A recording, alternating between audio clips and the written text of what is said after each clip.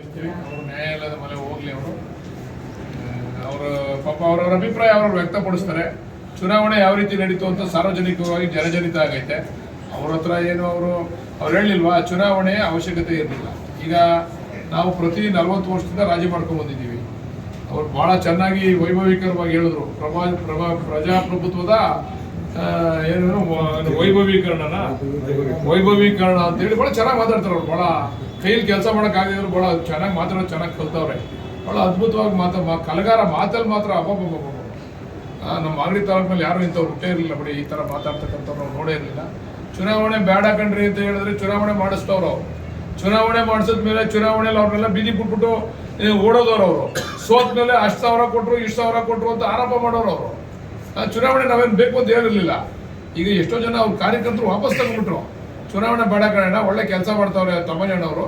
ಆಮೇಲೆ ಇನ್ನೊಂದು ಅವರು ಮಾಡ್ಲಿಕ್ಕೆ ಕೊಟ್ಟಿದ್ದಾರೆ, ತಮ್ಮಾಜಿಗೆ ಬೇಕಾಗಿತ್ತ ಇದು ಅಂತೇಳಿ. ಅವ್ರಿಗೆ ನನಗೆ ಗೊತ್ತಿದ್ದಂಗೆ ಅವ್ರಿಗೆ ಮಿನಿಮಮ್ ಕೋಆಪರೇಟಿವ್ ಮಿನಿಮಮ್ ಜ್ಞಾನನೂ ಇಲ್ಲ ಅಂತ ಕಾಣಿಸ್ತದೆ. BDC ಬ್ಯಾಂಕ್ ಅಧ್ಯಕ್ಷರಾಗಬೇಕಾದ್ರೆ ಒಂದು ಸೊಸೈಟಿಯಿಂದ ಆಯ್ಕೆ ಆಗಬೇಕು. ಆ ಚಂದ್ರಬಾಯಿ VSN ಇಂದ ಆಯ್ಕೆ ಆಗಿರ್ತಕ್ಕಂಥ ತಮ್ಮಾಜಿ VSN ಇಂದ ಆಯ್ಕೆ ಆಗ್ತಕ್ಕಂಥದ್ದು ಮುಖ್ಯ ಅಲ್ಲ. BDC ಬ್ಯಾಂಕ್ ಅಧ್ಯಕ್ಷರಾಗವರಲ್ಲ, ಆ ಸೊಸೈಟಿಯಿಂದ ಆಯ್ಕೆ ಆದ್ರೆ ಅಧ್ಯಕ್ಷ ಕಂಟಿನ್ಯೂ ಆಗೋದು. ಅದು ಮಿನಿಮಮ್ ಪರಿಜ್ಞಾನ ಇಲ್ಲ ಜನಗಳಿಗೆ ದಿಕ್ ತಪ್ಪಿಸೋದು.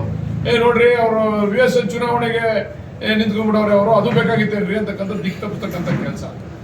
ಅವ್ರು ಪುಡಿ ಅದ್ಭುತ ಮಾತುಗಾರ. ನಾವು ಅವ್ರಿಗೆ ಆ ವಿಚಾರದಲ್ಲಿ ಸನ್ಮಾನ ಮಾಡ್ತೀವಿ.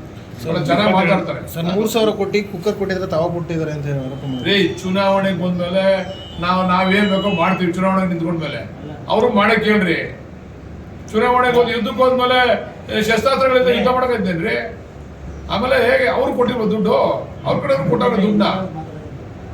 ಜನ ಯಾರು ನೋಡ್ರಿ, ನಾನು 18ರಲ್ಲಿ ಚುನಾವಣೆ ಮಾಡಿದೆ, ಅವ್ರಿಗೇನೋ ಜಾಸ್ತಿ ದುಡ್ಡು ಕೊಟ್ಟೆ, ಜನ ನನ್ಗೆ ಓಟ್ ಹಾಕಿದ್ರ? ದುಡ್ಡು ಕೊಟ್ಟವ್ರಿಗೆಲ್ಲ ಜನ ಓಟ್ ಹಾಕಲ್ಲ ರೀ. ವಿಶ್ವಾಸ ಪ್ರೀತಿ ಇದ್ರೆ ಜನ ಓಟ್ ಹಾಕೋದು. ಬರೀ ಅಂದ್ರೆ ಇವ್ರ ಉದ್ದೇಶ ಏನೋ ಜನ ಎಲ್ಲ ತಲೆ ಮಾರ್ಕೊಂಡ್ಬಿಟ್ಟವ್ರೆ ಅಂತ ಹೇಳ್ತಾರೆ ಇವರು. ಕೇಳಿ ಅವ್ರನ್ನ, ನಿಮ್ ಉದ್ದೇಶ ಅಂದ್ರೆ ಜನ ಎಲ್ಲ ತಲೆ ಮಾರ್ಕೊಂಡು ಓಟ್ನ ಮಾರ್ಕೊಂಡ್ಬಿಟ್ಟವ್ರೆ ಅಂತ ಹೇಳ್ತಾರ ಅಂತ ಕೇಳ್ಬೇಕು ನೀವು ಅವ್ರನ್ನ. ಜನ ಬುದ್ಧಿವಂತರು ಅವ್ರೆ, ಜನ ದಡ್ರೇನಿಲ್ಲ. ಏನೋ ನಾವು ಸಣ್ಣ ಪುಟ್ಟ ಸಹಕಾರ ಕೊಡ್ಬೇಕು, ಕೊಟ್ಟಿದೀವಿ. 3,000 ಕೊಟ್ಟರು 4,000 ಕೊಟ್ಟು ಅಪಪ್ರಚಾರ. ಈಗ ಚುನಾವಣೆಯಲ್ಲಿ ಸಣ್ಣ ಪುಟ್ಟ ಖರ್ಚುಗಳು ಆಯ್ತವೆ, ಅದನ್ನ ಮಾಡಿದೀವಿ ಅಷ್ಟೇನೆ. ಅದು ಬಿಟ್ಟು ಏನ್ ಎಲ್ಲಾರು ದುಡ್ಡು ಕೊಟ್ಟು ಓಟ್ ಹಾಕ್ಸ್ಕೊಳ್ಳಲ್ಲ. ಇವ್ರ ಉದ್ದೇಶ ಏನಂದ್ರೆ ಆ ಭಾಗದಲ್ಲಿರ್ತಕ್ಕಂಥವ್ರನ್ನ ಹಣಕ್ಕೆ ಮಾರ್ಕೊಂಡ್ಬಿಟ್ಟವ್ರೆ ಬಾಲಕೃಷ್ಣನ್ಗೆ ಅಂತಕ್ಕಂಥ ಮಾತುಗಳನ್ನ ಆಡ್ತಾವ್ರೆ. ಅದು ಅದ್ರ ಅವಶ್ಯಕತೆ ಇತ್ತು ಅಂತ ಕೇಳಿದ್ರು. 27ನೇ ತಾರೀಕು ಚುನಾವಣೆ ಇತ್ತು. 20ನೇ ತಾರೀಕು ಸೀಳೆಕುಪ್ಪೆ ಪಂಚಾಯಿತಿ ವ್ಯಾಪ್ತಿಯಲ್ಲಿ ಕಾಮಗಾರಿ ಅದು ಇದು ಪೂಜೆ ಬೇಕು ಅಂತ ಅದೆಲ್ಲರೂ ಬರೋಲ್ಲ. ನಾನು ಕಾಮಗಾರಿ ಮಾಡಿಸಿದ್ದೆ, ನಾನು ಪೂಜೆ ಮಾಡಿದೆ, ತಪ್ಪೇನೋ? ಏನ್ ಸರ್ ಹೇಳಿದ ರಾಜಕೀಯದ ಚಾಣಕ್ಯತೆ ಅವೆಲ್ಲ ರೀ. ಯಾವ್ಯಾವ ಸಂದರ್ಭದಲ್ಲಿ ಯಾವ್ಯಾವ ಬತ್ತಳಿಕೆಯಿಂದ ಯಾವ್ಯಾವ ಬಾಣ ಬಿಡ್ಬೇಕು ಅನ್ನೋದನ್ನ ನಮ್ಗೆ ಕರಗತ ಆಗದೆ ನಾವು ಮಾಡಿದ್ದೀವಿ. ನೀವು ಮಾಡಿ. ನಾವು ಚುನಾವಣೆ ನಿಲ್ಸಿ ಅಂತ ಹೇಳಿದ್ವಿ ನಾವು. ಪಾಪ ಅವ್ರು ನೋಡಿ, ಈಗ 3 ಜನ ಆಯ್ಕೆ ಆಯ್ತು. ಅವ್ರು 3 ಜನನು ಬಿದಿಗೆ ನಿಲ್ಸಿದ್ರ. ಅವ್ರು 3 ಜನ ಆಯ್ಕೆ ಮಾಡ್ತಿದ್ರು. ಅವ್ರು 3 ಜನ ಅವ್ರನ್ನು ಬಿದಿಗೆ ನಿಲ್ಸಿದ್ರ. ಆಮೇಲೆ ಇಂಥ ಹೇಳಿಕೆಗಳಿಗೆಲ್ಲ ಉತ್ತರ ಕೊಡ್ತಕ್ಕಂಥದ್ದು ಸೂಕ್ತ ಅಲ್ಲ ಅಂತ ನನ್ನ ಅಭಿಪ್ರಾಯ. ಈಗ ನಾನು ನೋಡಿದೆ, ವಿರೋಧಿ ಸಿಂಡಿಕೇಟ್ ನಲ್ಲೂ ಕೂಡ ಒಂದು ಓಟ್ ಸಮಾಜಿಗೆ ಹಾಕಿದ್ರು. ಅವ್ರು ಹೇಳೋದು ವಿರೋಧಿ ಸಿಂಡಿಕೇಟ್ ನಲ್ಲೂ ಕೂಡ, ಅಂದ್ರೆ ಅವ್ರ ಸಿಂಡಿಕೇಟ್ ಹಾಕೋರು ಒಂದಷ್ಟು ಜನ ಅವ್ರ ಅಭಿಮಾನಿಗಳಿದ್ರಲ್ಲ, ಅವ್ರ ಸಿಂಡಿಕೇಟ್ ನಲ್ಲಿ ಇದ್ದವರು ಕೂಡ ಒಂದಷ್ಟು ಜನ ಸಮಾಜಿಗೂ ಓಟ್ ಹಾಕಿದ್ರು. ಅಂದ್ರೆ ವಿಶ್ವಾಸ ಪ್ರೀತಿ, ನಮ್ಮ ಮನೆ ಮೇಲೆ ಒಂದು ಪ್ರೀತಿ ವಿಶ್ವಾಸ ಇರುತ್ತೆ ಓಟ್ ಹಾಕಿರೋದು.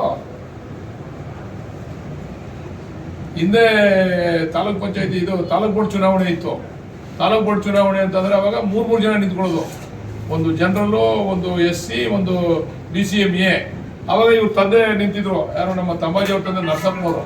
ಅವಾಗ ಇಲ್ಲಿ ನರಸಿಂಹಯ್ಯನವರು, ನಮ್ಮ ಚಿಕ್ಕಪ್ಪ ಮತ್ತೆ ರೇಖಾ ನಾಯ್ಕ ನಮ್ಮ ಕ್ಯಾಂಡಿಡೇಟು ಅದ್ಕಸ್ಪ ಅದು ಇವ್ರು ಮಾಡ್ಬಾರ್ದು.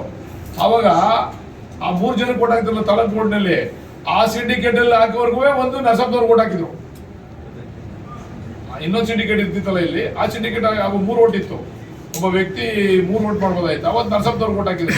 ಹಂಗೆ ಇವತ್ತು ಪ್ರೀತಿ ಇರೋದಕ್ಕೆ ಅವ್ರ ಸಿಂಡಿಕೇಟ್ ಓಟ್ ಹಾಕಿರೋರು ತಮ್ಮಾಜಿಗೆ ಒಂದೊಂದು ಓಟ್ ಹಾಕೋರಪ್ಪ. ಅಂದ್ರೆ ಎಲ್ಲೋ ಒಂದ್ ಕಡೆ ನಮ್ಮ ಜನ ಯಾರು ತಲೆ ಮಾರ್ಕೊಂಡಿಲ್ಲ. ಹಣಕ್ಕೋಸ್ಕರ ನಮ್ಮ ಜನ ತಲೆ ಮಾರ್ಕೊಳ್ಳಲ್ಲ, ಅದ್ರ ಅವಶ್ಯಕತೆನೂ ಇಲ್ಲ. ಚುನಾವಣೆ ಅಂದಮೇಲೆ ಸಣ್ಣ ಪುಟ್ಟ ಖರ್ಚುಗಳಾಗಿರ್ಬೋದು. ಅಟ್ಬಿಟ್ಟು 2,000 ಕೊಟ್ಟರು, ಕುಕ್ಕರ್ ಕೊಟ್ಟರು, 3,000 ಕೊಟ್ಟರು, ಈ ತರ ನಮ್ಮ ಜನಗಳ ಗೌರವವನ್ನು ಕಲಿತಕ್ಕಂಥ ಕೆಲಸನ ಮಾಡಬೇಡಿ ಅಂತೇಳಿ ಮಾನ್ಯ ಮಾಜಿ ಶಾಸಕರಲ್ಲಿ ಮನವಿ ಮಾಡ್ತೀವಿ. ನಮ್ಮ ಜನ ಯಾರು ತಲೆ ಮಾರ್ಕೊಂಡು ಓಟ್ ಹಾಕೋರಲ್ಲ, ಪ್ರಬುದ್ಧರಿದ್ದಾರೆ. ಯಾರು ಯಾವ ಸೇವೆ ಮಾಡ್ತಾರೆ ಅಂತ ಜನಕ್ಕೆ ಪ್ರಬುದ್ಧತೆ ಇದೆ, ಅವ್ರಿಗೆ ಗೊತ್ತಿದೆ. ಅವ್ರು ಆ ಪ್ರಬುದ್ಧತೆ, ಅವ್ರು ಯಾರು ಸೇವೆ ಮಾಡ್ತಾರೆ ಅಂತಕ್ಕಂಥ ಆತ್ಮವಿಶ್ವಾಸ ಇದೆ, ಅವ್ರು ಓಟ್ ಹಾಕವ್ರೆ. ಅದ್ಬಿಟ್ಟು ತಲೆ ಮಾರ್ಕೊಂಬಿಟ್ರು, ದುಡ್ಡು ಇಸ್ಕೊಂಡು ಓಟ್ ಹಾಕ್ಬಿಟ್ರು.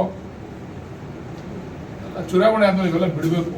ವೆಂಕಟೇಶ್ ಅವರೇ, ಅಂದ್ರೆ ಇವರು ಬೆಳಗುಂಬದಲ್ಲಿ ಗೆದ್ರಲ್ಲಪ್ಪ ಅಂದ್ರೆ ಇವರು ದುಡ್ಡು ಹಂಚಿ ಗೆದ್ಬಿಟ್ರು ಅಂತ ಹೇಳಕ್ಕಾಯ್ತದ? ಜನ ನಮ್ಮ ಮೇಲೆ ವಿಶ್ವಾಸ ಇರಲ್ಲ, ಅವ್ರ ಮೇಲೆ ವಿಶ್ವಾಸ ಇತ್ತು, ಅವ್ರು ಓಟ್ ಹಾಕವ್ರೆ. ದಯಮಾಡಿ ವೆಂಕಟೇಶ್ ಅವರು ತಮ್ಮನ್ನು ಕೆಡಿಪಿ ಸದಸ್ಯ ಇದು ಬ್ಲಾಕ್ ಕಾಂಗ್ರೆಸ್ ಅಧ್ಯಕ್ಷರು ಮಾಡಿದ್ದಾರೆ. ಏನ್ ಹೇಳಕ್ಕೆ ಇಷ್ಟಪಡ್ತೀರಿ ಸರ್? ಪಕ್ಷ ಜವಾಬ್ದಾರಿ ಜಾಸ್ತಿ ಹೊರಿಸಿದ್ದಾರೆ.